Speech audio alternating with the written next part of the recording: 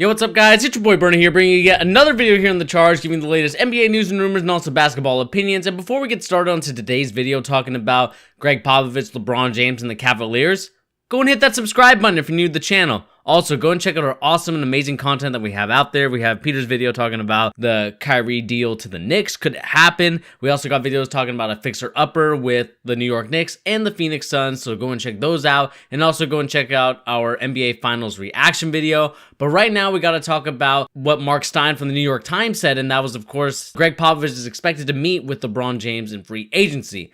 And this is what the report goes on to say. Greg Popovich reportedly is hoping to meet with LeBron James in the free agency this offseason. Popovich and James have consistently spoken highly of each other in comments to the media over the years. The Spurs face an uncertain offseason due to their strained relationship with Kawhi Leonard. Popovich plans to meet with Kawhi Leonard at some point before July 1st. And to me, what this is signaling is the fact that if you were able to bring in LeBron James, you can convince Kawhi, hey, sign a cheaper deal. Let's bring in LeBron James. We'll have LaMarcus Aldridge. And we'll make a super team. We'll make our own super team in San Antonio. And I would want to know if this would be something you guys would be a fan of. Would this be LeBron James, quote unquote, joining a super team? Or would this just be LeBron James trying to kind of form his own team again, and then with a Hall of Fame coach this time, see if they can get to the NBA Finals and win that championship over the Golden State Warriors? Even though they would both be playing in the West, it would still be a great, awesome game, because then it would just be a little bit of a cakewalk to the NBA Finals, unless, the Boston Celtics or the Philadelphia 76ers can really step up from last year, because right now, I feel like LeBron James has a mental edge over those teams, and I am a Celtics fan, so it's really hard to say that. But LeBron James does have a mental edge over us right now, but we could eventually get one in the future. But right now, I just want to know your guys' opinion on that. And I think this would be an interesting move for LeBron James. I personally don't think it's the best move. I know my boy Pete has talked about this type of move, that he wants LeBron James to join with Greg Popovich to have that Hall of Fame coach finally and see if they can win the big one. But in my opinion, even though you do have the Hall of Fame coach and you do have better role players than you would in the Cavaliers or Cleveland, I still don't think that team is good enough, even with Kawhi Leonard and LaMarcus Aldridge. I don't know how Danny Green is going to perform in the clutch. I mean, we've seen it before, obviously, in the 2014 finals, but now we're in 2018. It's 4 years later. So is he going to step up? Are other guys going to step up? I know DeJounte Murray is another great guard for the San Antonio Spurs, but I'm still not sure about his jump shot. I'm sure he'll develop that. I'm sure he'll be a very good player, but I will still be curious to see how that team develops. And will Greg Popovich want to stay? I know, unfortunately, his wife has passed away, and I don't know if he can continue to coach at the high level that he can, because that could take a toll on somebody, no matter what industry that you're in, whether it's sports, business, health, math, whatever business you're in. It obviously affects you tremendously, losing a loved one. So I don't know if this is going to be a situation where Greg Popovich retires in a couple years and then he moves on to his next venture, which is, either retirement or, a little bit more behind the scenes in a GM role, player sort of operations role, where he tries to sign the players instead. But I think LeBron James with Greg Popovich could be a great combination, but we'll have to wait and see on that.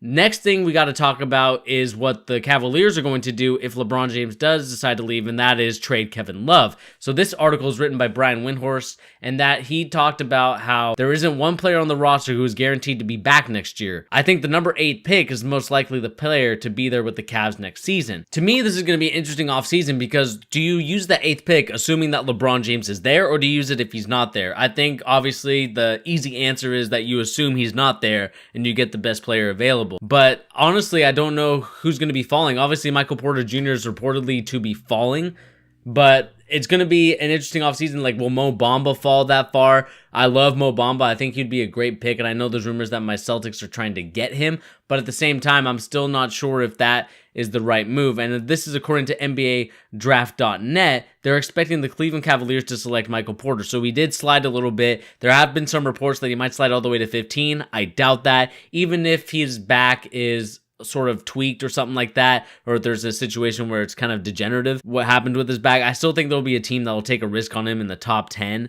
So I don't think he's going to fall below that. Thing has to see what player is going to rise, what player is going to fall. And right now, NBA Draft.net has Trae Young going up all the way to number 3 and Colin Sexton falling all the way to number 12. we'll see about that. That'll be an interesting little topic me and Pete will talk about. But going back to the Cavaliers, Michael Porter Jr. would be probably the best pick for them unless they could get a Luka Doncic. A Doncic would be the perfect pick for them if he could fall to them, but I doubt he will, even if he decides not to play for a certain organization. That, to me, again, is another thing about Luka Doncic is going to be a wild card in this whole NBA draft. At the same time, the Cavaliers, they need to do their due diligence. Make sure you get a player that'll definitely help you in the future, but definitely someone that you could build around. It's time that you rebuild. This roster's old. I don't think you re-sign Rodney Hood if I'm them. See if you can just dump that aside.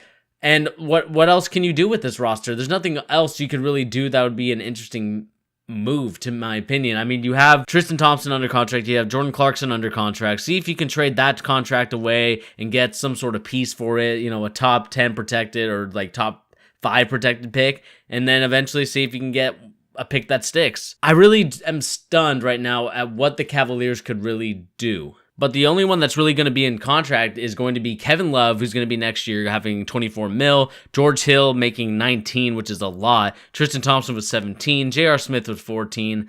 Jordan Clarkson with 12. Kyle Korver with 7. Cedi Osman, who I really like, and I hope somehow he can get traded to a different team. Rodney Hood is going to be, of course, getting that restricted deal, restricted free agent. Jose Calderon's off.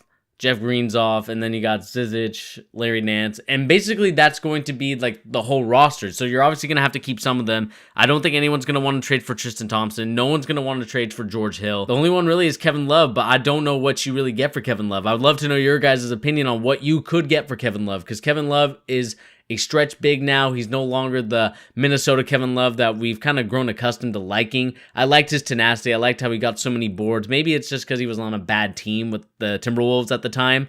But I think that is some of that Kevin Love still there, and we saw it towards the end of the NBA Finals. But I need him to unlock that throughout the whole game, throughout the whole season, because right now he's been so inconsistent that it's scaring teams away from wanting to trade him and really having his value go up. It's really at a kind of a standstill right now where his value is at. But he could eventually do something with it. But another interesting nugget about the whole Brian Windhorst article is that Dan Gilbert believes that he can win a championship without LeBron, and I believe he's looking forward to trying. I don't think he'll necessarily want it to be next year. I do believe that Dan Gilbert would want to make a run of it. And with the roster that I talked about and the salary cap that they have, I don't know what Dan Gilbert is seeing right now. I mean, the only thing that you could really do is with the number 8 pick, get that guy, but then who do you build around? There's no one in this free agency class that'll be a very good pickup. And even 2019, it's going to be hard to get guys to go to Cleveland. Cleveland is one of those cities that is very dull, very bland. And the only reason why it's kind of popping is because LeBron James has made it poppin'. He's been investing in the economy. He's been helping out the economy. He's been doing a lot of charities and organizations in Cleveland, so it makes it kind of a more of a place to be. But if he's going to Philly, if he's going to LA, Houston, Miami, which is apparently a rumor that that Vegas gave great odds to, I don't see how Cleveland would be a destination for everybody. For every Tim Duncan, who's a very quiet, humble guy, just, does his work, goes home, there's about 1,000 or, maybe like 200 guys that like to go out and have a good time. And there's nothing wrong with going out and having a good time. It's just, if that's the case for some of these players, I don't think you're bringing any of those guys in. And it's not even that, it's also the lifestyle. When you're used to the LAs, the Miamis, the big markets, no one wants to, it's Golden State even, let's say Klay Thompson comes off the books. I don't think he'd want to come to Cleveland to be the main guy. Cleveland is a very boring city at times. It's a nice city. The fans are nice, the people are nice, but it's not one of those cities where I think a lot of people like to call it home other than LeBron James, because it's been that way for about, his whole career now, 15 seasons? I can't remember the last great Ohio native, maybe Trippie Redd, but that's a different story. But I really can't think of the next greatest Ohio, sports figure that comes from Ohio. I mean, I would love to, put in the comments down below if I'm being ignorant and not really thinking of who else is a big sports star in Ohio. But if LeBron James is gone, I don't think it's really going to help the economy. The team's value is going to go down. And I know Dan Gilbert, there's rumors that he wants to sell it. So it's going to be interesting to see what this team can do. What can the Cleveland Cavaliers do to ensure that they are able to rebuild and retool so they can go to the NBA Finals in a couple years down the road? I don't believe it, but some people may do. Cleveland fans may believe it. LeBron James, it's going to be an interesting offseason. We'll make sure to cover everything that goes on, every little detail. LeBron James seen wearing a hoodie that has, Houston Rockets kind of look to it, or Philly or LA, whatever it is. We'll make sure to cover it here on the channel. But anyway, guys, this has been your boy Burner here on The Charge, giving you the latest NBA news and rumors and also basketball opinions. Go and hit that like button. Go and hit that subscribe button for all the awesome content that we have out there. And also, I'll see you in the next video. Peace.